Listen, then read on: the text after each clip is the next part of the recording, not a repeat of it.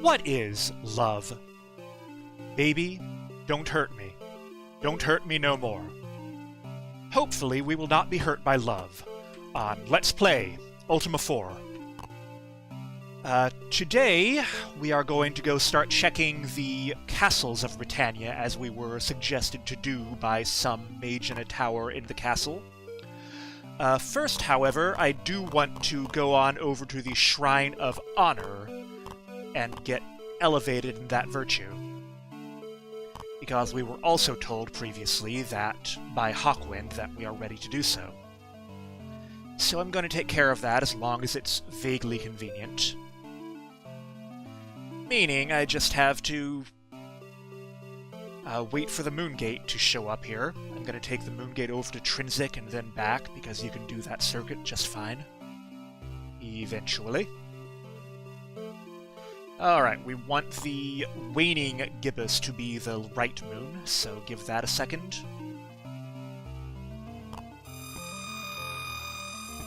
There we go. Now, the Shrine of Honor, we were told, is... I think someone said where it is. It's somewhere over to the west here. I don't know how precise our directions actually were, but... well, there it is right there. And we do have to walk through a bit of swamp to get to it. And mountains. And it's a pain. But that's what honor is all about, right? Trudging through a swamp when it's your duty to do so. Getting poisoned without complaining.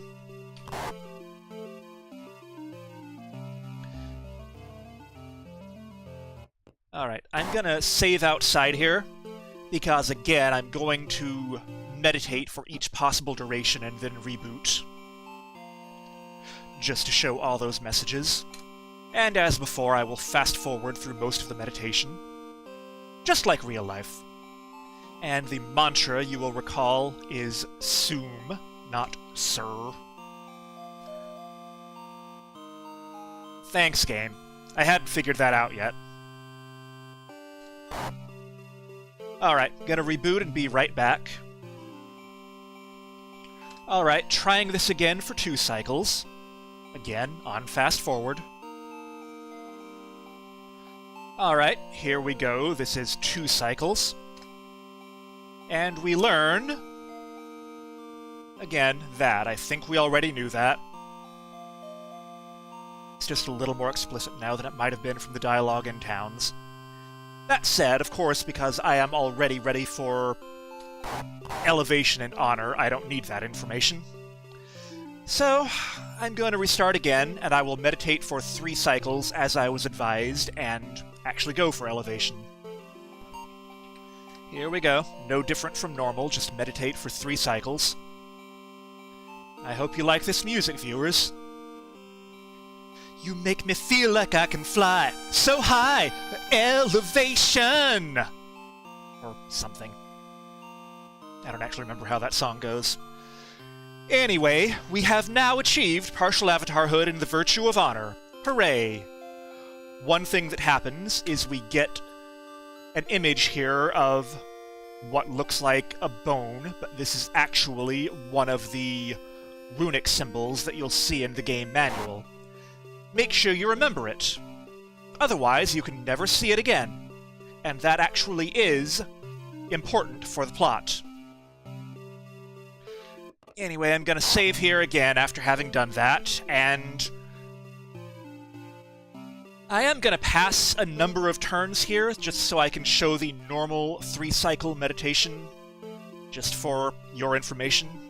One other thing you will note, it's very subtle, but between the food and gold displays, there is now a dot.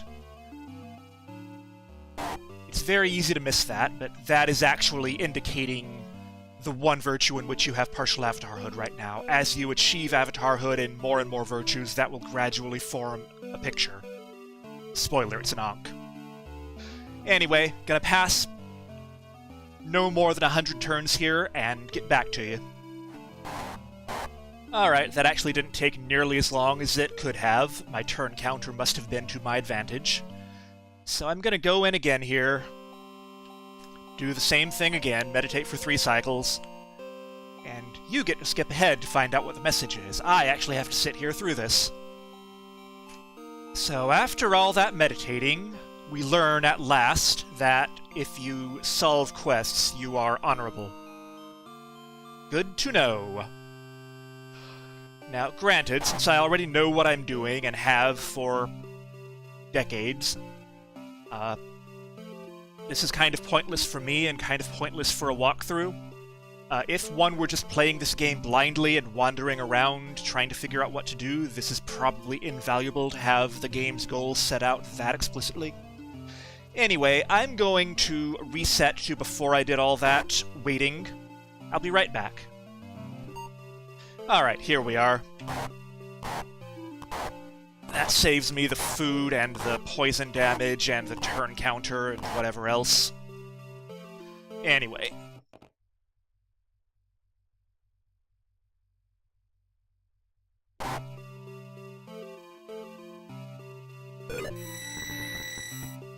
That's much better.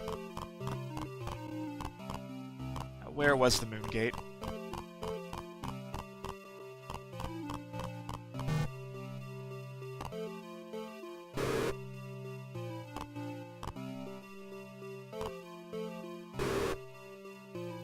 Great, 2 acid traps in a row. Thanks, game.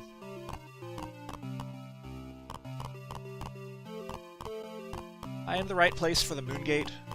I think it's down here, right? Well, we'll find out soon.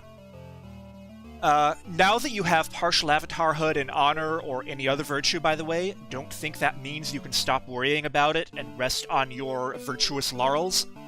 It doesn't work like that.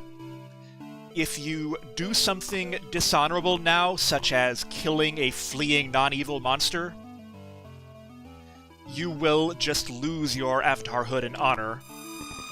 You will get the infamous message, "Thou hast lost an eighth!"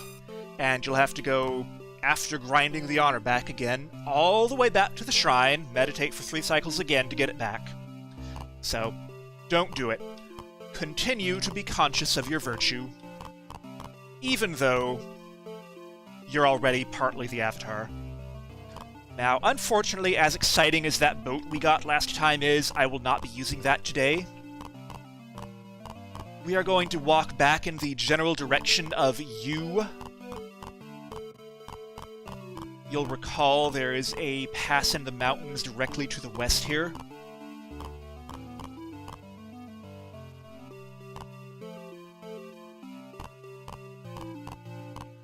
We're going to be aiming a little further west this time, though. The castle we're heading to, if I glossed over it, is actually Empath Abbey. It's described in the manual. And it's kind of on the west edge of the deep forest here. Fairly close to the coast. You can kind of see where I'm going on the minimap. Yep, there it is right there. And let me just take care of these skeletons. And I guess these orcs too, why not? And these orcs too, why not? Send the whole parade in! Alright, that is enough of that for now. Ow. It didn't actually seem to do that much damage though, but okay. Looked scarier than it was. But I do want to acquire money as much as I can. If nothing else, I do need to buy that sextant the next time I'm in Vesper or another town with a guild shop. And that is quite expensive.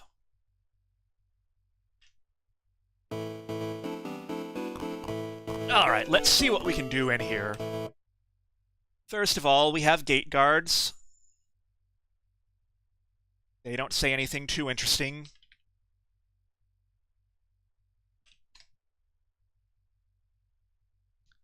Well, that's useful information, I suppose.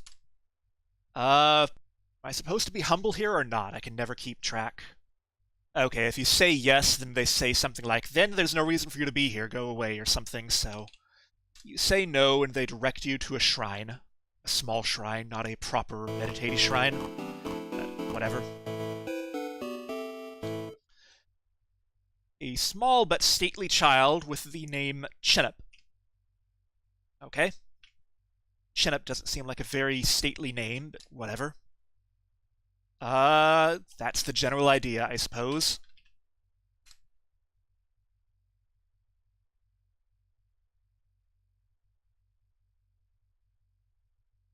Why are they seeking truth if I'm supposed to be here looking for love? I don't know. Yes, I understand that. Oak Grove is a grove tad as oak.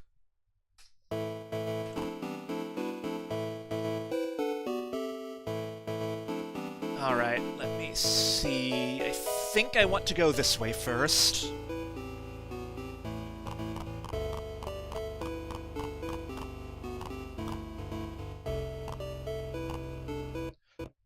This is actually a different guard. This is the pass guard.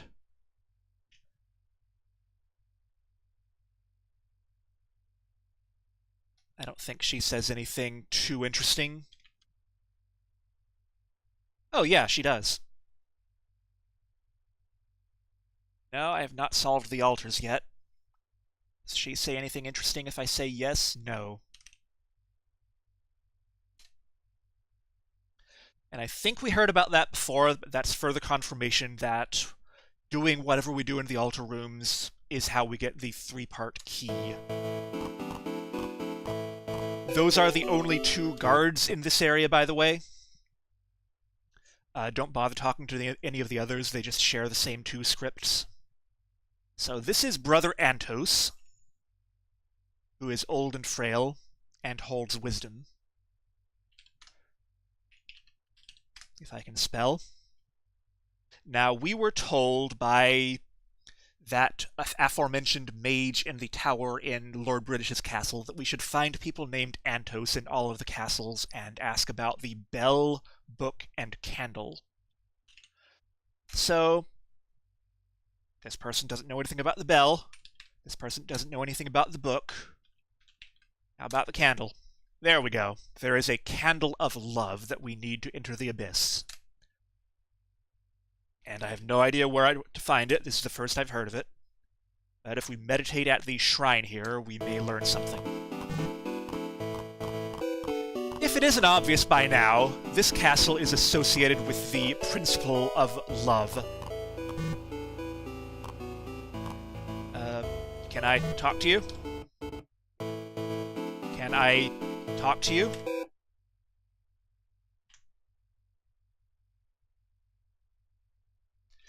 It's an overworked lady-in-waiting who serves someone named Marcy. Yes, I am on a quest. My quest is to talk to everyone in the world to learn about how to be good. This person is skeptical. Anyway, we were told back in Magencia that when we find a lady-in-waiting to the Queen of Love, we should ask about a silver horn. Nothing explicitly says that, but that was referring to the Queen of the Castle of Love, Empath Abbey, basically. And this is a lady-in-waiting to that person, so I am indeed supposed to be here because I seek important information about a horn. So, we learned that there is a paladin named Malcor, not to be confused with Melchior, who we need to ask about the silver horn. No information about where such person is, but whatever. That's all we get out of her, and she doesn't really want to talk, so we're done. Let's see, what's up here? Well, you can kind of see through the window there. There's the grove we were told about. We can't get to it from here, though. Let's check in with the healer. Welcome unto the Love Healer! Would you like a horn? No. I could use help, but I'm not that motivated. But I think probably we don't get asked to donate because we're kind of lowish on hit points. Here's a paladin, who happens to be Malcor. Convenient enough.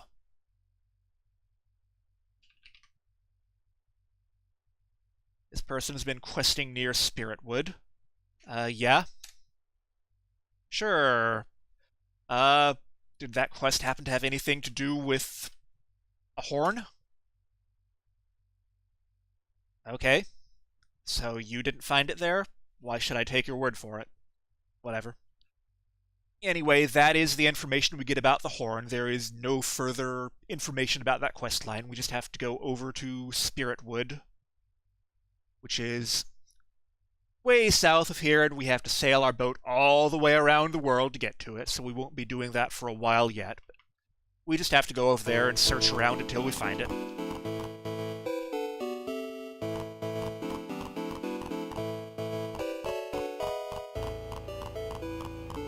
I hope the castle music doesn't sound too bad on the final recording, by the way. It's pretty loud in my headphones right now. Guards I've already talked to. So this is probably that shrine we heard about.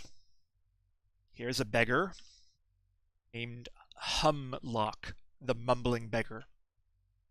Good Dickensian name, I suppose.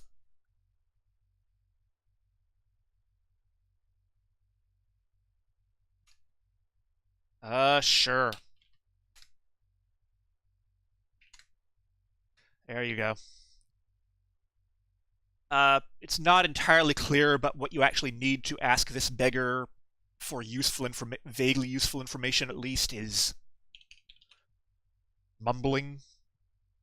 And he informs us that the Ankh is a talking Ankh, which by this time shouldn't come as too much of a surprise, but just in case you were confused about what to do here, you actually need to talk to the Ankh, not use some obscure pray or meditate or whatever command. So the Ankh is named Life. Okay.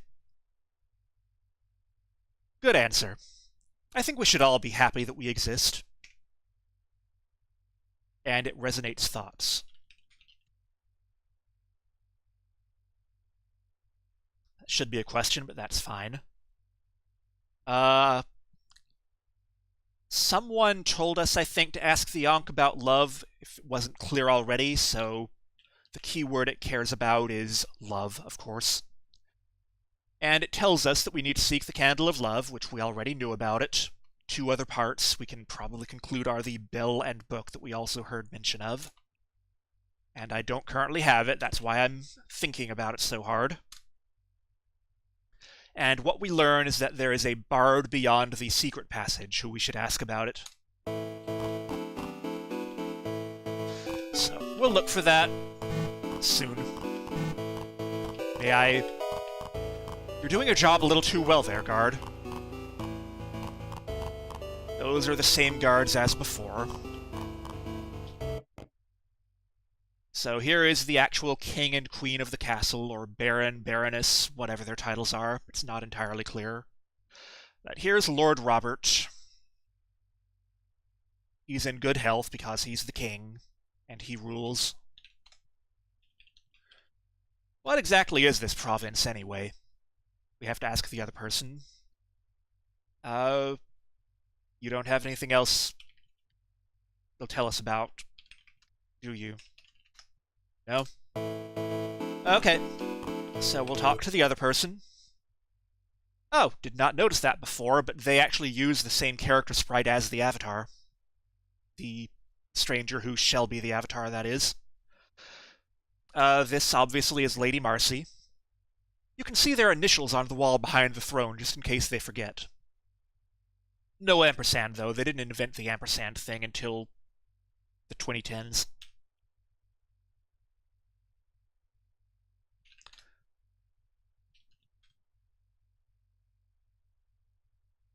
Yeah, I figured.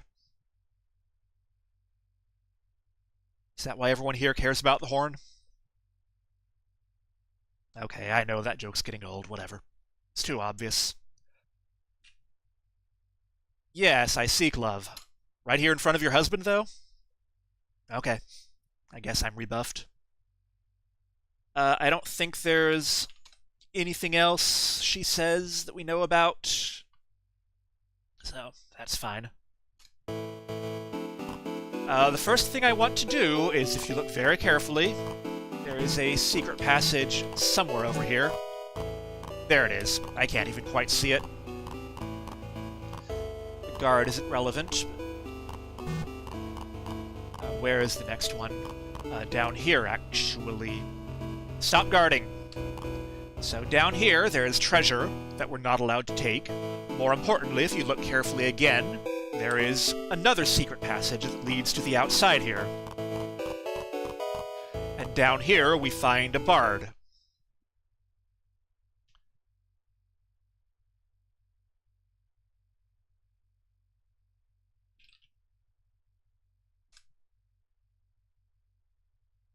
I don't even hear anything. Is this like that 3 minutes whatever song that's just silence? Or does he say anything more or less interesting? No. Doesn't say anything interesting either way. But most importantly, we are supposed to come down here and ask you about the candle.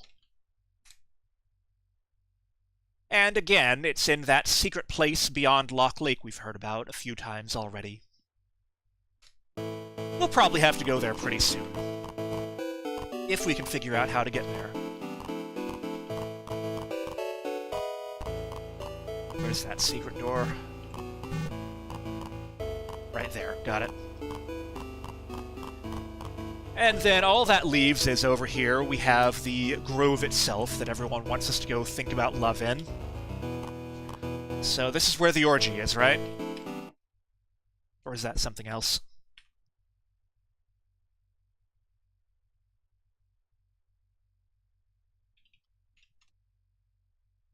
Is this where we learn about the importance of proper consent and safe words or whatever? Or... No, just this is where you find love, that's fine.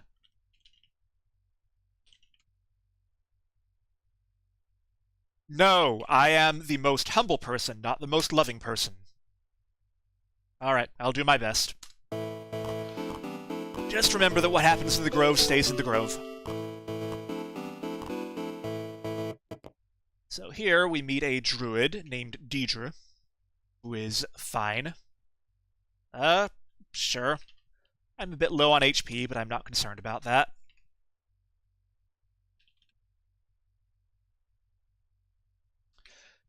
And what we learn here, that I think we've heard alluded to, but not quite so explicitly, is that there is some way that 3 become 8. Which doesn't sound nearly so interesting as 2 becoming 1, but whatever. There are 3 principles and 8 virtues. We can probably conclude that that's what she's talking about. And specifically, when truth and love are combined, they become the virtue of justice. And with a little more clarity there, justice derives from truth and love. Extrapolating, the various combinations of the 3 principles are what make up the 8 virtues. And that is one of those pieces of information that we are trying to piece together as part of this quest. Here we find Lostro. I think there's probably a theme here. I'd have to check the script to be sure, or talk to everyone else, but I think they are all asking after your own health to indicate that they are all thinking about love and trying to be considerate when you talk to them, or something. It's a subtle way of reinforcing the theme. Yeah, that's totally different from a religion.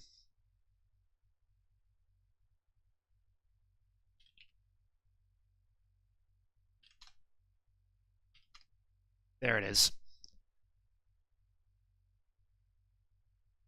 He's not terribly explicit about it, but what he's trying to inform you of here is that spirituality is combined of truth, love, and courage all at once.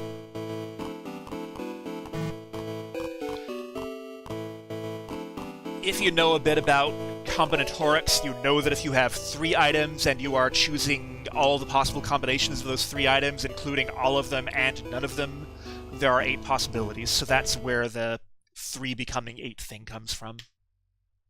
Here's a bard named Benjamin, who also asks after our health. I don't think any of them say anything interesting if we say no. They say, oh, that's too bad, or whatever, but what's your other keyword? Yep, again, when 3 combine in 8 ways, if you have just love, which is another valid combination of 3 items, that is compassion.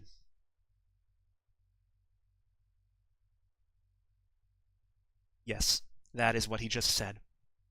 So they are being pretty explicit about how that works here, which is why it's so important at this point that you go explore the castles. But that's all he says. Let me see, I think there's one other person. Where are they?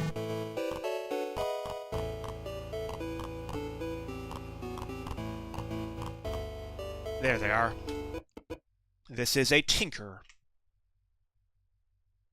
who doesn't punctuate their statement.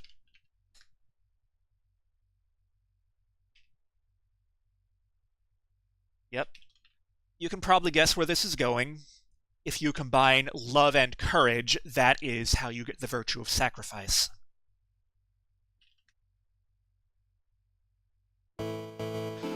Which kind of answers a question I think I posed in the first episode about how exactly compassion and sacrifice are different things. What the game is going for, basically, is the idea that if you have love alone, nothing else, that's compassion. It doesn't take a whole lot of effort necessarily to think happy thoughts about someone else or to tell them that you feel their pain. You have to actually mix in courage as well as love to deliberately take on discomfort or inconvenience yourself to act upon your love or compassion or desire to help them, or whatever. So I don't know why donating to beggars is how you demonstrate compassion then. That seems like it involves courage and sacrifice too, but whatever. There's only so much they could do with a game of this era. Anyway, just to show one silly thing, Lostro actually has a secret identity. Yes. Lostro, the spiritual ranger, is actually Donald Trump in disguise. On that note, let us leave behind the Castle of Love and journey onward elsewhere. Next time on Let's Play Ultima 4.